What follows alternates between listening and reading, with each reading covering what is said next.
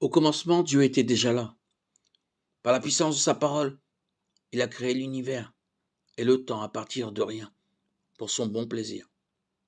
Le sixième jour, il a créé un être unique, l'homme, créé à son image, masculin et féminin, instituant ainsi l'alliance du mariage, Genèse 1-2. Puis il a placé l'homme et la femme dans le jardin d'Éden, un environnement parfaitement adapté à leurs besoins, et leur a donné la responsabilité d'en prendre soin.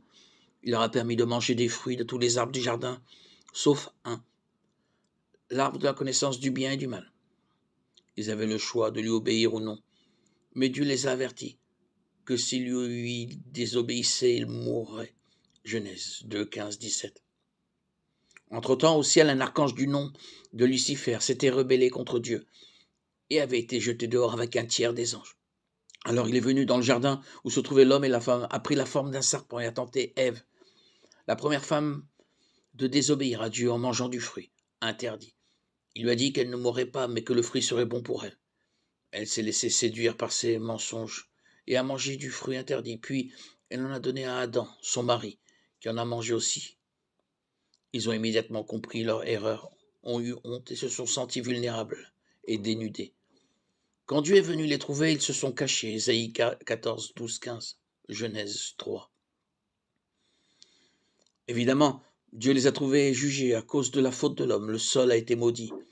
Il ne produira désormais plus aisément ses fruits, mais l'homme devrait gagner son pain à la sueur de son front. La femme a également été maudite. Désormais, ses grossesses seraient pénibles. Le serpent, lui, a été condamné à ramper dans la poussière. Mais après tous ces jugements, Dieu a fait une promesse. Un jour, un homme issu de la descendance de la femme combattrait le serpent et lui écraserait la tête, même si le serpent le blesserait au talon. Enfin, Dieu a tué un animal pour vêtir le couple pécheur de sa peau, avant de les chasser du jardin d'Éden. Genèse 3, 15, 19. La lutte entre le bien et le mal s'est poursuivie dans leur famille. Caïn, un de leurs fils, a tué son frère Abel et a été maudit pour cela. Ève a ensuite eu un autre enfant du nom de Seth. Genèse 4, 8. Plusieurs générations plus tard, le monde était rempli de méchanceté, la violence et l'impiété s'étaient généralisées. Alors Dieu a décidé de détruire les hommes à cause de leur méchanceté et de recommencer à zéro. Un homme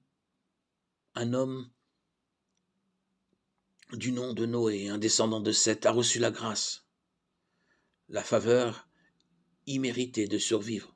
Dieu lui a révélé qu'il enverrait un grand déluge détruire la terre et il lui a donné des instructions pour construire une arche qui lui permettrait de continuer à vivre.